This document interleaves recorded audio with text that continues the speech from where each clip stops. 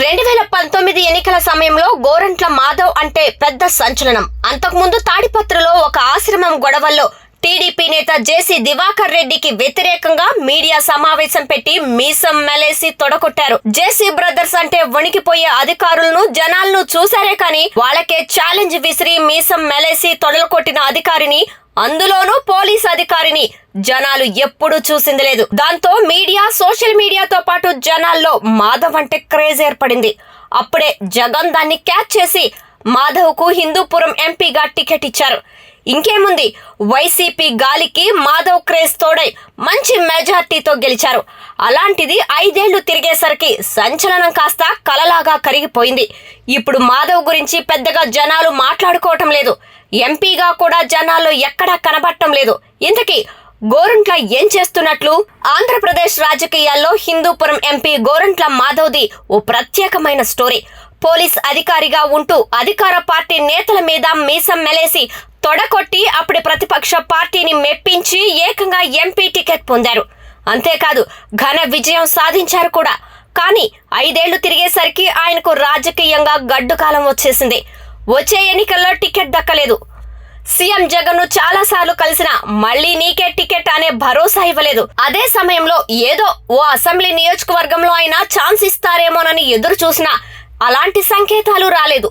4 ఏళ్ల కిందట 4వ సింహం రా అంటూ మీసం తిప్పి తొడలు కొట్టిన గోరంట్ల ఇప్పుడు సైలెంట్ అయిపోయారు. బండ్లు ఓడలు కావడం, ఓడలు బండ్లు కావటం అంటే ఇదే కాబోలు. పోలీస్ అధికారిగానున్న సమయంలోనూ ఆయన చుట్టూ అనేక వివాదాలున్నాయి. ఎంపీ అయిన తర్వాత చుట్టుముట్టిన వివాదం ఆయన మొత్తం జీవితాన్ని దెబ్బ కొట్టిందా అన్నట్టుగా మారిపోయింది.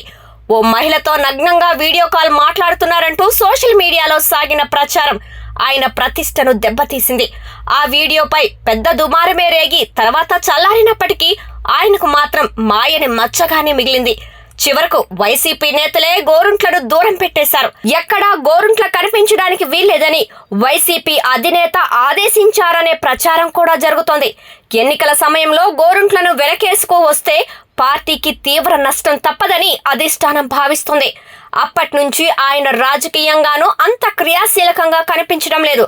అందుకే గోరంట్ల రాజకీయ జీవితం ప్రస్తుతానికి ముగిసినట్టే కనిపిస్తోంది. ఎంపీ కాగానే గోరంట్ల మాధవ్ కు కొమ్ములు పొడుచుకోవచ్చాయనే టాక్ నడుస్తుంది. కియా పరిశ్రమ ప్రారంభం సమయంలో ఆ సంస్థ ఎండీనే బెదిరించి గోరంట్ల అడ్డంగా ఇరుక్కుపోయారు.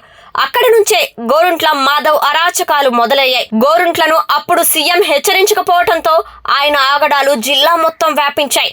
చివరకు ఆయన అద్దెకు దిగిన ఇంటికి కిరాయి కూడా చెల్లించకపోవడంతో ఆ వైసీపీ నేత మీడియాకు ఎక్కి రచ్చ చేశారు.